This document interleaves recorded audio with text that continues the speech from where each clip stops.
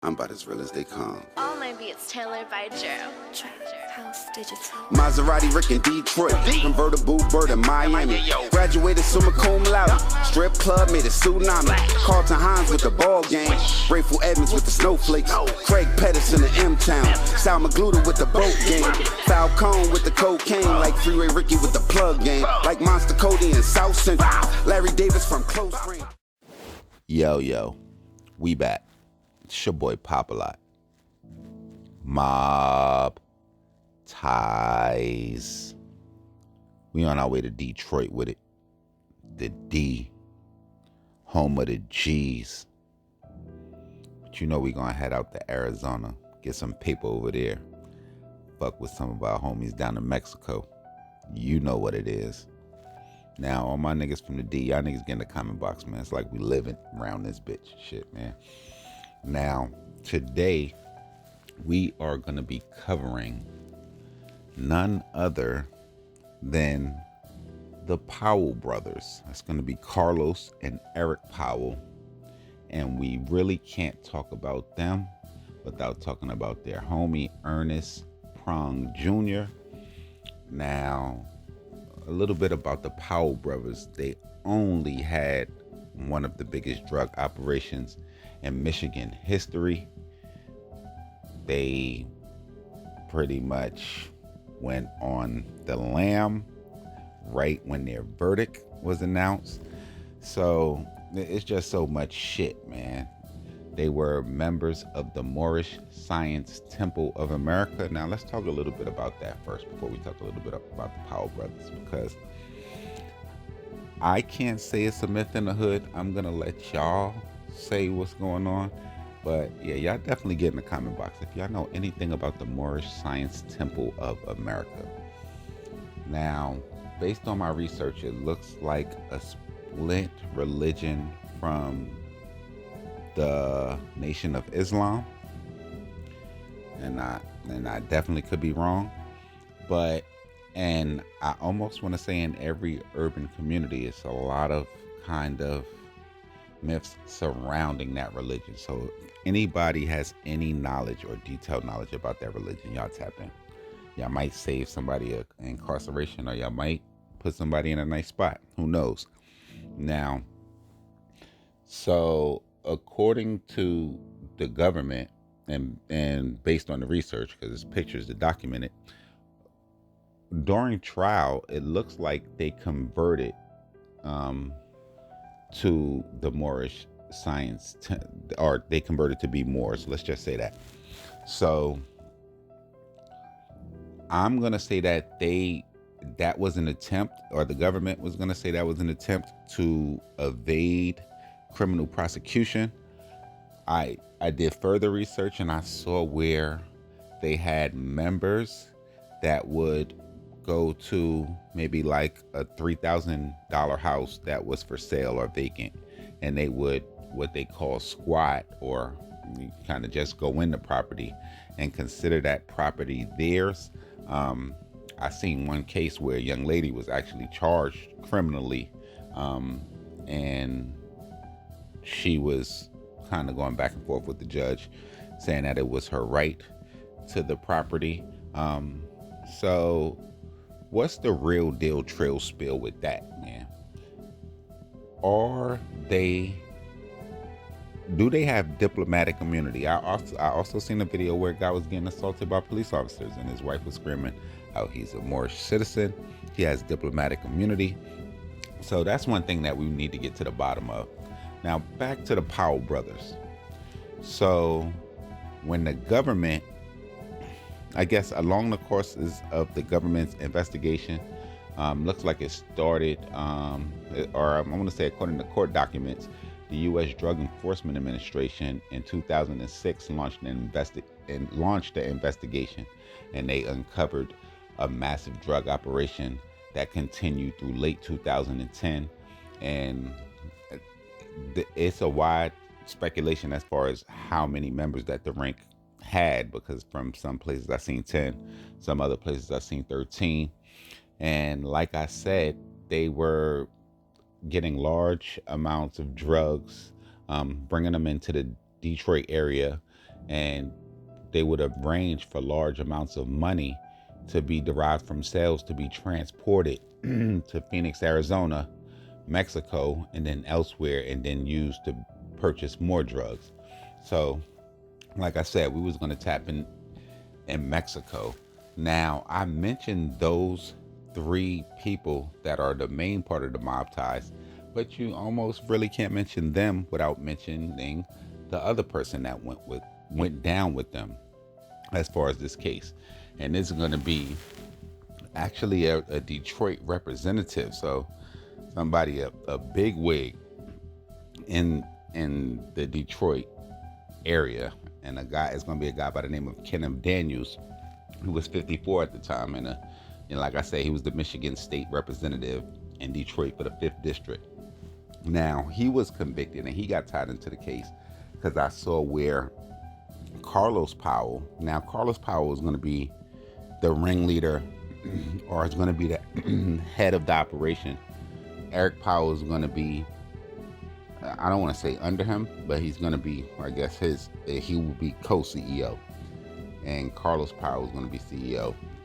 And I'm not sure really where Ernest Prong kind of falls in the line, but he was charged with them.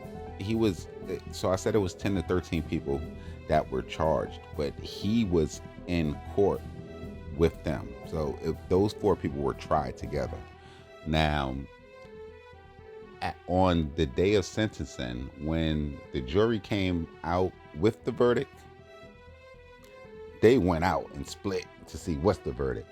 They were nowhere to be found. The only person that showed up for sentencing was the Michigan State Representative, Kenneth Daniels, and he was sentenced to 1 year. And like I said, how he got tied into how he got tied into the operation is Carlos Powell, who's the big dog of the organization, gave him $40,000 to purchase a Mercedes, and due to some crafty transactions, he tried to go to the bank and get a cashier's check.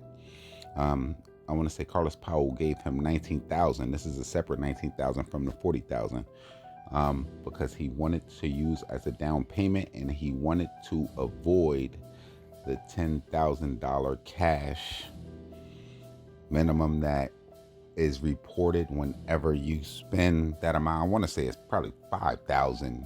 I don't know. He's stuck in $10,000, but yeah, so that's how he got sucked into it. So on the date of sentencing, Carlos, Eric, and Ernest did a gingerbread man, and they hit the run. My man Keith Daniels went like a man, took his 1 year. Now, it was less than a month from when they left to when they were captured. So as a situation with their bond, Carlos had to wear an ankle monitor. He was released on $50,000. This is like during the whole court process. Eric and Ernest were released on $10,000. So Carlos cut his ankle monitor. He was picked up in St. Louis. He had $750,000 in cash with him and automatic weapons. I want to say not a day later, I'm not sure which one was caught first, Carlos was captured in Atlanta, and they also caught Ernest in St. Louis a little bit after they captured the brothers. So they bring them back to court. The brothers are sentenced to life in prison. Law enforcement says since 2016, they seized more than 12 kilograms of cocaine, 30 kilograms of heroin, 1,000 pounds of marijuana, along with jewelry appraised up to $800,000, 8 pieces of property in Michigan and Georgia valued at more than $750,000, 10 vehicles, including a 2004 Rolls Royce, a 2006 and 2008 Bentley, a 2006 Ferrari, 4 Mercedes-Benz, a Range Rover, and 2 boats. Now, their restitution to the government has to be the highest I ever seen, covering mob ties, listening to the news, just living. The government ordered them to pay collectively $86 million back, even though they got a life sentence. I don't even know how that shit even supposed to work out. So that pretty much, that's that on the brothers. But it gets a little interesting when we start to talk about Ernest. So Ernest, during the trial, seems like he wanted to drop one of his lawyers. His lawyer agreed to be dropped. Or he wanted to drop off both of his lawyers. And the judge actually dropped one of his lawyers, but he refused to drop the other one. So after he was convicted, he actually had his conviction overturned on appeal. And I saw where the government was looking to try him again. And when I went to do my research on the release dates, it read something like this: Carlos Ellis Powell, his register number. Then have his age, 45. His release date is life. He's located at USP Allenwood. Eric Jerome Powell, his register number, his age of 42. His release date of life, his location, USP Lewisburg. Then we get to Ernest Prong. They have his age of 44 along with his registration number. His location is RRM Detroit. And his release date is December 14th, 2020. Man, free that man. Yo, y'all make sure y'all follow me on Instagram, on Twitter, POP_A_LOT. We're going to be back with more Trill Spill. We're going to do this one a little different. If y'all stay tuned, y'all going to hear a breakdown of this case. And y'all get in the comment box, let us know what y'all think. Mobb, ties. Overwhelming evidence established that Carlos Powell ran a lucrative narcotics distribution and money laundering conspiracy with his brother Eric Powell in Detroit, Michigan. The Powell's drug operation largely evaded detection until a DEA investigation in Arizona snared a middleman named Ted Marrara.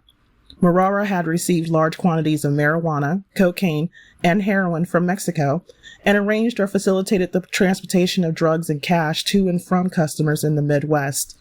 Marrara decided to cooperate with the government in early 2010, and the information he provided included identifying Carlos Powell, aka 50, as his number one customer.